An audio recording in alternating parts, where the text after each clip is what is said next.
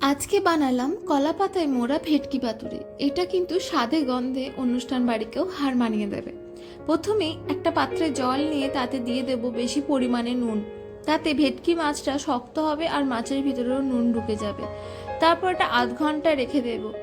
আর মশলার জন্য এখানে আমি নিয়ে নেব 10-12টা মতন কাজু, আর নেব 2 চামচ সাদা সর্ষে, আর নেব 3 চামচ কালো সর্ষে, আর 2 চামচ পোস্ত। এরপর একটা কাঁচা লঙ্কাও এর মধ্যে নিয়ে নেব। ঝালটা যে যার ইচ্ছা মতন নেয়, আমরা একটু কম ঝালই খাই, তাই এখানে একটা লঙ্কারই ব্যবহার করেছি। এবার এটা একটু গরম জলে ভিজিয়ে রেখে তারপর জল ঝরিয়ে শিলের মধ্যে বেটে নেব। এটা কিন্তু আপনারা মিক্সিতেও বাটতে পারেন, মিক্সির থেকে কিন্তু শিলে বাটা মশলার টেস্ট আরও ভালো হয়। যাই হোক, মাছগুলো জল থেকে তুলে পেপারে রেখেছিলাম যাতে জলটা সবটাই শুষে নেয়।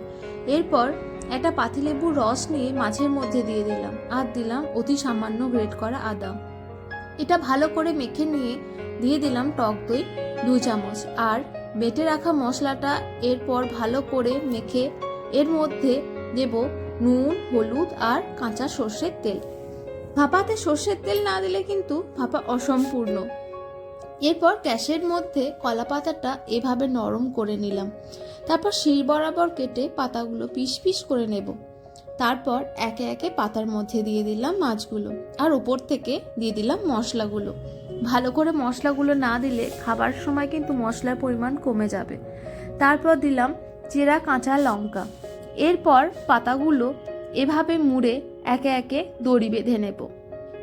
আর গ্যাসের ওভেনের মধ্যে একটা কড়াই চাপিয়ে তাতে জল দিয়ে তার উপর দিয়ে দিলাম ফুটো মতন থালাটা। আপনারা যদি অন্য কোনো প্রসেস থাকে সেভাবেও করতে পারেন, বা এই পাতাগুলো একটা ননস্টিকের প্যানের মধ্যে তেল দিয়ে ভেজেও নেওয়া যায়, তাতেও কিন্তু এর টেস্ট খুব ভালো হয়। এরপর পাতাগুলো একে একে দিয়ে আধ ঘন্টা ঢেকে রাখতে হবে। আধ ঘন্টা পর দেখুন পাতাগুলোর কালারই কেমন চেঞ্জ হয়ে গেছে। ঢাকা তুলেই আমার পাতুরি রেডি। এরপর আমি গরম গরম ভাতের সাথে এটা পরিবেশন করলাম। পাতুরিগুলো এত ভালো হয়েছিল, এর টেস্ট, এর স্বাদ, এর গন্ধ অতুলনীয়। রেসিপিটা কেমন লাগলো অবশ্যই জানাবেন।